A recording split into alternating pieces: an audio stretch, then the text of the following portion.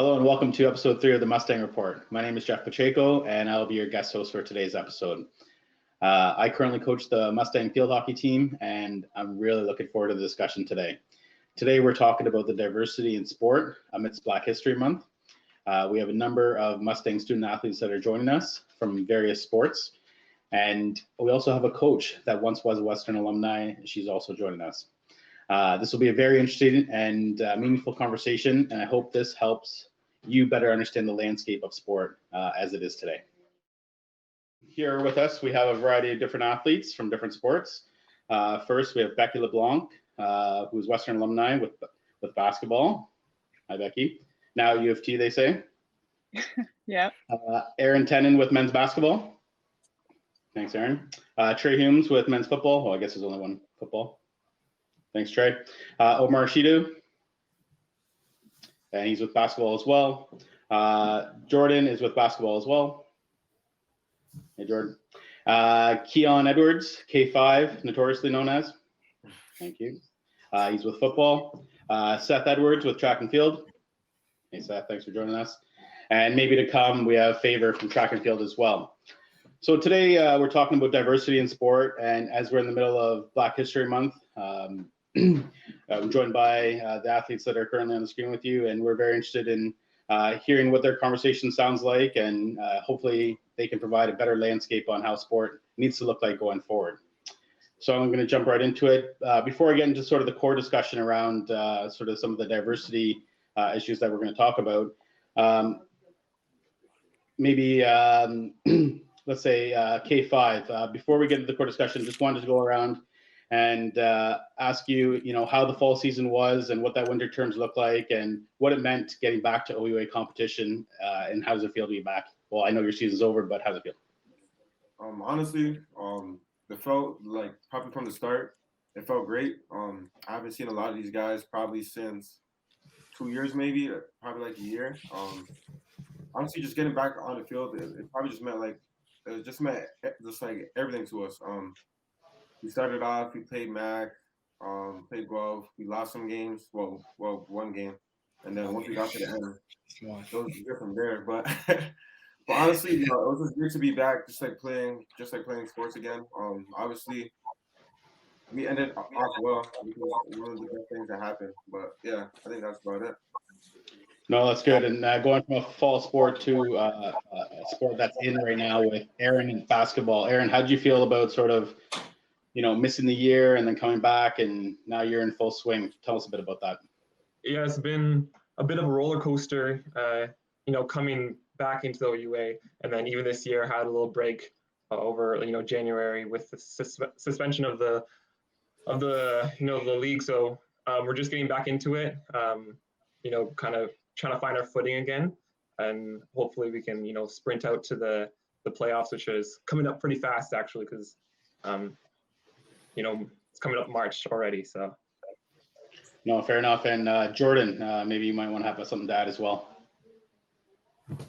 Yeah, it just feels great to be actually on the court since last year we didn't get to play. So this year is actually my first year playing. So just great to be on the court and playing and just getting ready for the championships. Fantastic. Moving on to the next question. Obviously, we're getting together today to discuss diversity. How aware were you, or let's start with Trey. How aware were you about your racial identity and the existence of what it meant to be in a diverse community where you're growing up? So talk about sort of some of the racial identity components of the diversity that you've experienced. Yeah, for sure. Definitely very aware at a young age. Like it's something that, my parents and my friends and family, we talk about it and discuss. And it's kind of something that you have to know and be aware of just walking into the world. You can't go into it just with a blindfold. There's going to be people who have, thoughts and ideas and biases about you just because of the color of your skin. But the biggest thing just growing up was, kind of like a slap in the face is when you're playing like certain teams that are from kind of like rural areas that don't have many, people of color, and then you get the N-word thrown around at you like during the games, and they're trying to like knock you off your game and things like that. So at a very young age, I had to learn like you can't, when you react to those things, like the refs only see the reaction, right? So you're the one getting penalized for these things, and it just kind of teaches you at a very young age how to, try to be able to, control your emotions, and it's really a life lesson as well, because there's things that happen outside of off of the field as well. So, but yeah, I was just definitely from that point and going forward, just being aware of my family, my history, and just just knowing like the community that you're around as well. So. No, and that's great. Thanks for sharing. And, what I pulled from that is people are not at all in tune with the mental strength that you need to face this, external adversity. Going from a team sport to maybe a bit more of a individual based sport with track and field. Seth, how did you overcome some of the adversity or discrimination that you might have faced in the past? Oh, well, it was a little different for me just because I grew up in a predominantly, I would say, Black society. I grew up in Barbados. So there, I would say the social demographic was kind of like a 90% Black. And then, the rest of the proportion was split up amongst, different races. But coming to Canada, coming to Western and competing has definitely been a different environment. Being able to adapt to that has definitely been something that requires a lot of patience, a lot of intrinsic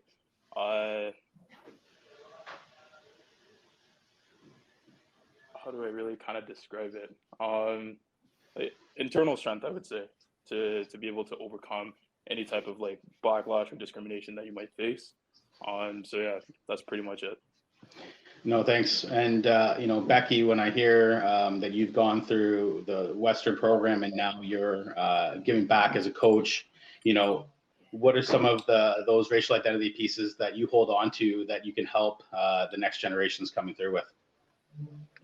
Yeah, I think that I use my own experiences and things that I went through to kind of make sure that, my athletes don't have to go through that, or, if there is something that needs to be talked about, we talk about it and we address it right away. I just kind of use my own experience to guide my coaching so that they can have a more positive experience.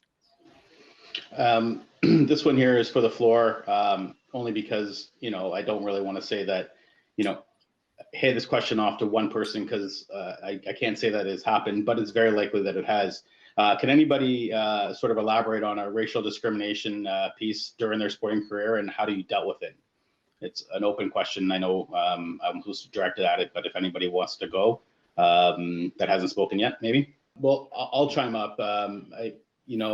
Playing sport, field hockey, it's not a very commonplace sport, but there's a lot of Sikhs that play field hockey, and where they wear either a turban or a puggardy at times. And we were in Argentina, and they really hadn't seen a lot of Sikhs come through, and obviously sticking out very much so, a huge visible minority, which they don't get a lot of. And during one of the games, one of the Argentines came up and literally tried to knock his puggardy right out of his head here, and with success. And next thing you know, people don't realize how long their hair is, and it goes down to his lower torso, and people are blown away, and it's this big production. And for people not understanding, and discriminating against them, and then this is in the middle of the game, it was bad. And I still friends with the gentleman, Energy is his name, and I look back to that moment, and it helped define who he was and became a stronger person from it.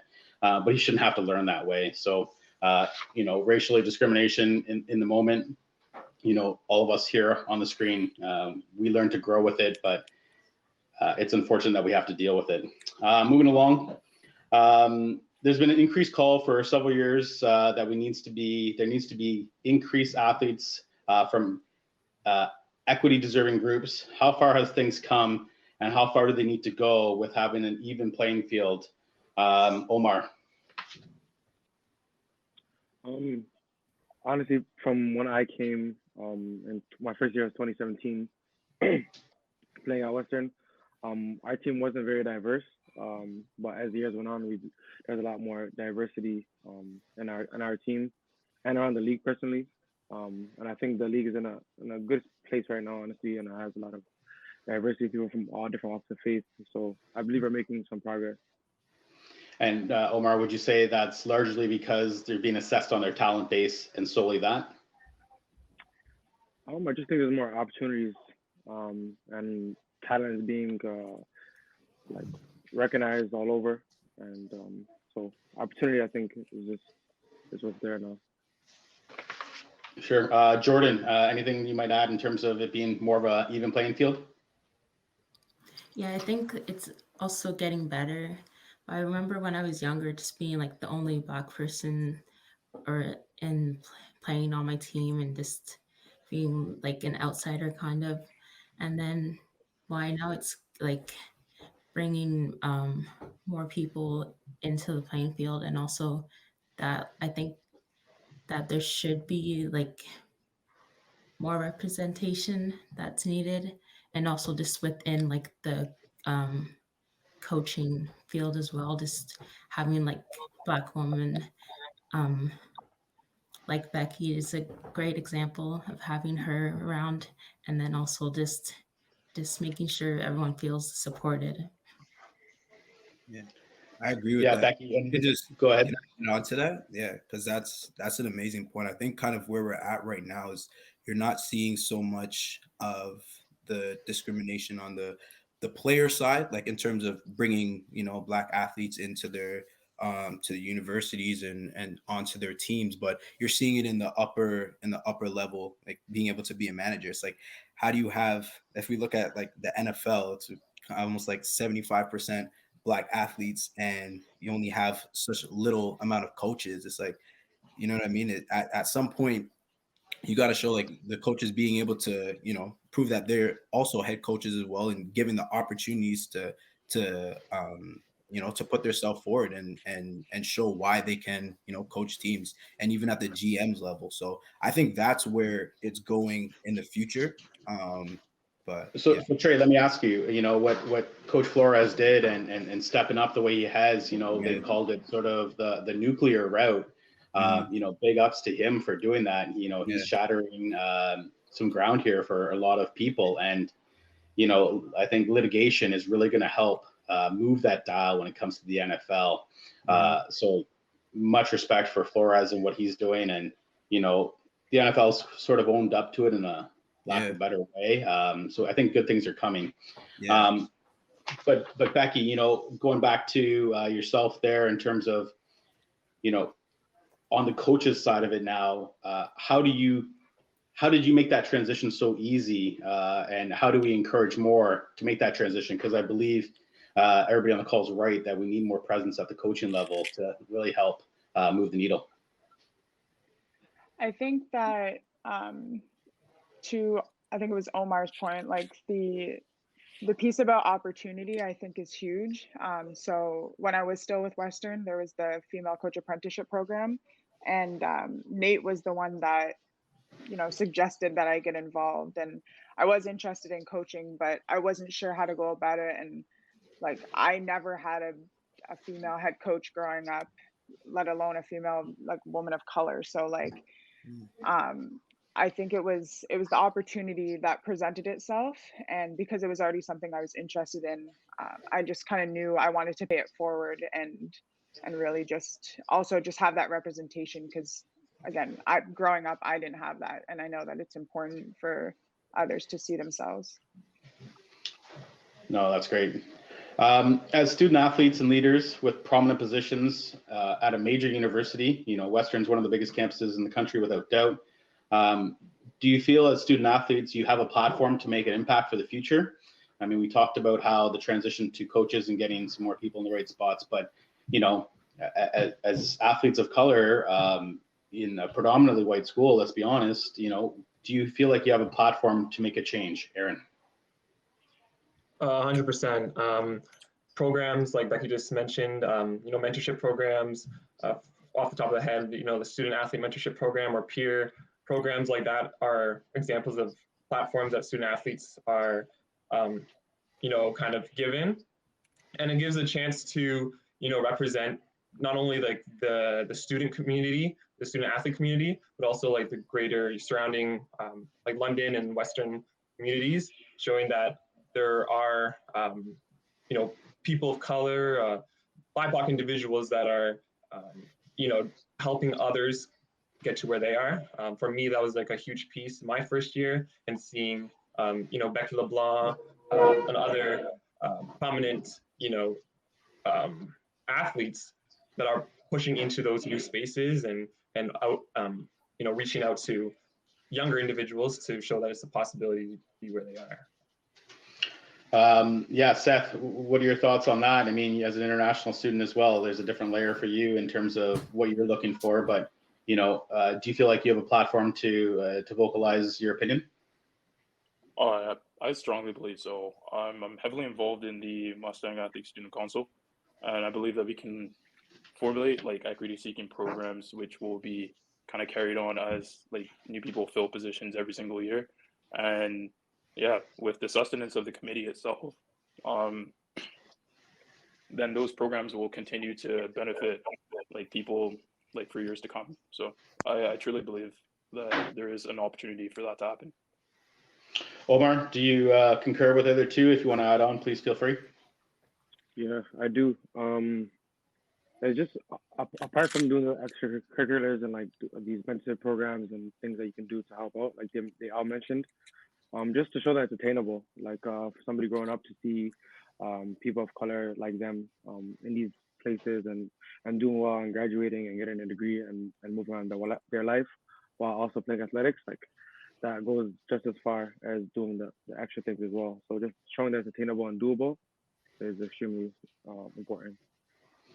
And Jordan, can you think of some ways that you feel supported if you were to make an impact? Is it coaches support? Is it within your team?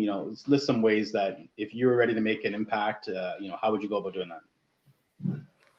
Yeah, I think it would be just being like a role model and just having the support from my team and my coaches, just being able to have just different ideas presented and how we can get involved and reach out to others. Yeah, no, that's exactly, and it leads to the next question, K5. How important is it for you to see, for the youth to see you, as you play sports that you're interested in, and think about that. I have a 5 and 8-year-old running around this house, and how important is it for a child of that age to see someone like yourself, K5, doing and making an impact? Very important. Honestly, for me, I never really got to see probably a lot of people of color in like spots where we are now. As a kid, I always remember like I had these goals and everything, but then like you never truly seen someone probably from like the same place as me. We have the same skin color and like such like that. So for me personally, I think it's very important to also acknowledge that like everyone here on this call, we all play like a big role in trying to help kids who are like younger than us to grow and also have these goals to like aim and like shoot to be like us. So yeah. No, that's great. And, Becky, I would say, with someone just looking at you and you being on the sidelines as a coach, obviously they're assuming that you play the sport. But do you feel there's a difference from a young person looking up, seeing a coach versus an athlete? Or do you just think it's great to have that presence and let's keep building on it? I think that both are definitely necessary. Of course, like their first step would probably be playing the sport. So seeing the athletes of color like is going to, help them to see that it's achievable. But I think the coaching piece is also just as important of having representation there, just because, when they get to that space, they have to feel supported, right? And they still want to be seen. So I think it's important to have the representation on both sides of it for that reason. Trey, I'm going to circle back to you. And, I don't know how many youth sport coaches that coach football are of color. is it just the head coach position right now that needs to change the landscape in Canada when it comes to football, or is it, at all layers, and we'll take baby steps right now? Yeah. I'm not aware of how many head coaches are coaches of color. I know the St. FX coach is, but I'm not too sure across what it is across Canada.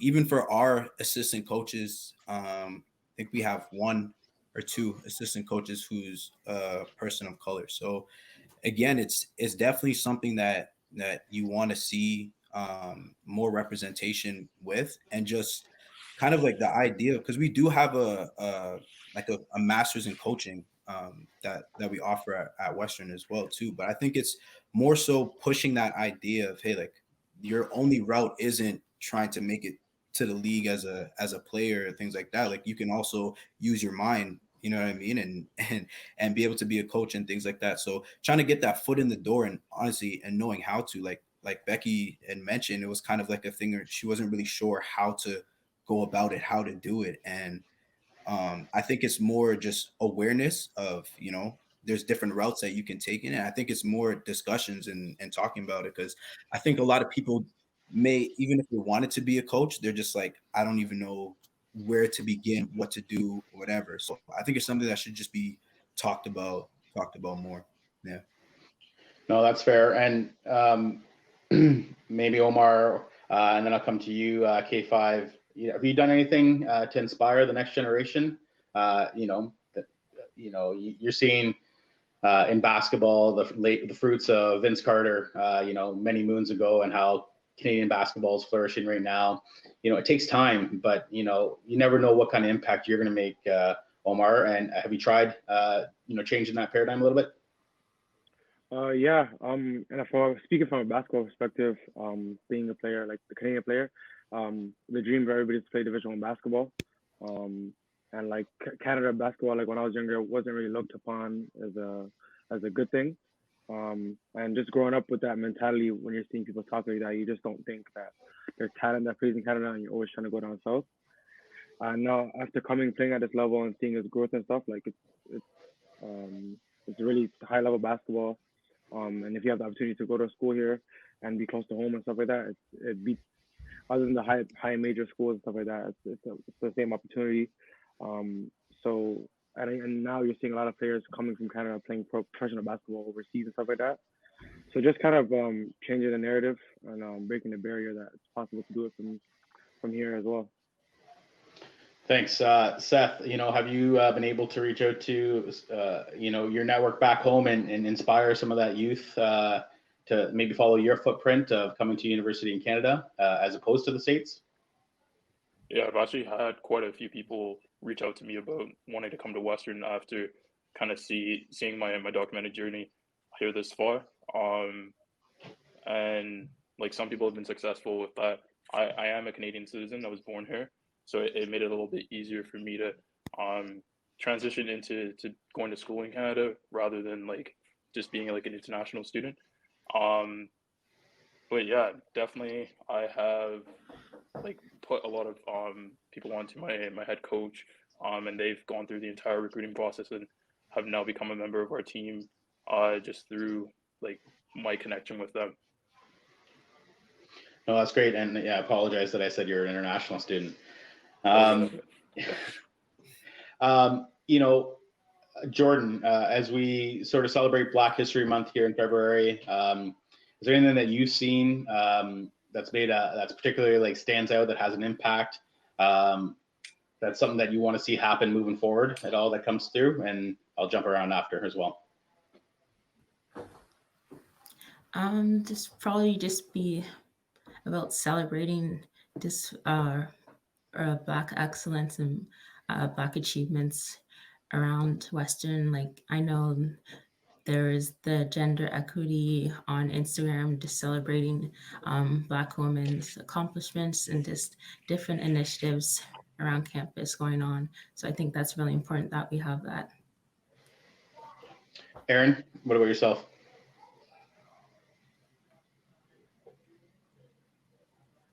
So are my connections going in and out? I That's missed okay. the We're initial looking part of for it at that point. some feedback on your perception of Black History Month and what's moved the needle for yourself that's made an impact in sort of maybe something you've picked up in the last month or something that you're carrying with you as you move through this month. Oh yeah, for sure. A lot of universities have, through their sports programs or, just their main page have been sharing some Black history about their university and how they've grown. Like for example, I just came across, Queen's University, they banned Black medical students up until, I believe it was like around 1960s, like pretty relevant. And that was pretty shocking. So to learn about their history and how they've kind of recognized and reconciled those is pretty interesting. And I love to see that. It seems to have more value and it hits deeper. No, thanks. K5, what about yourself? For me personally, it's just honestly good just to see people just keep growing.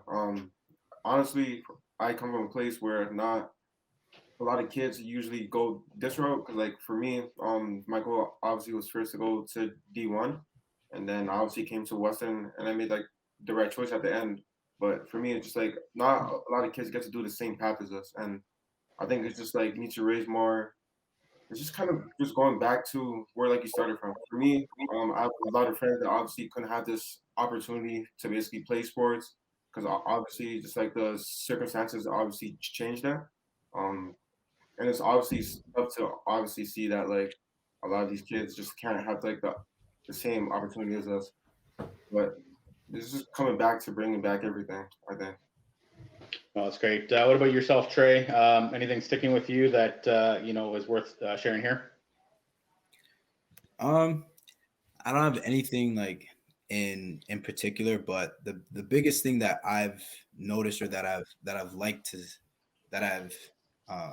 liked seeing is that we're sharing more of kind of the achievements and excellence instead of looking back at so many of like kind of like the terrible things events. Like in my 24 almost 25 years of life, like I've heard and seen all of the movies and all the things of like all these terrible things that have happened and things like that, which I'm not saying you don't need to learn those things, but it's also a nice light to be able to see, the good things that have come out of, so many people's stories and their success and being able to see that side of it as well. And those are a lot of the stories that I'm starting to see being shared and shown. And I like that that's being pushed a lot more in this month. So that's just what I have to say on that.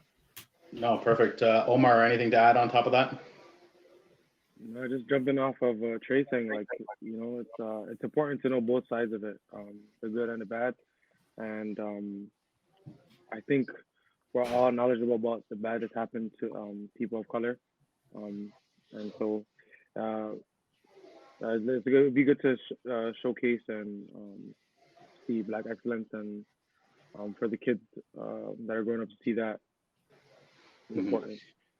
Moving into the last question, Becky, as someone that has walked, a transition through a couple of roles now, if there's a youth that comes up to you that wants to know more about your story, how do you sort of tell that story in a short little glimpse that you might have with that person? Because, there's so much that goes into all of our stories, and, you want to share the good stuff and obviously the highlights, but, the adversity that's come along with it as a female and some adverse moments, I bet, how do you bottle that all up and deliver it in a short period of time? I typically don't. I talk a lot, so I tend to just tell them the whole thing. But I usually kind of gauge, depending on how old they were. I kind of try to think about where I was when I was their age and the things that I was struggling with and trying to figure out. So, if it was an athlete in high school, like just explaining to them that, there's going to be barriers and you might not be the most recruited athlete and, you might get looked off by some schools, but not to let it get you down and stay true to yourself and your training and working towards what you want to get, because it's possible and there's so many people there to support you. No, that's great. Jordan, how do you summarize that all? Did Becky do a good job? And, you try to take it for their perspective and add a little bit. Yeah, I think Becky did a good job.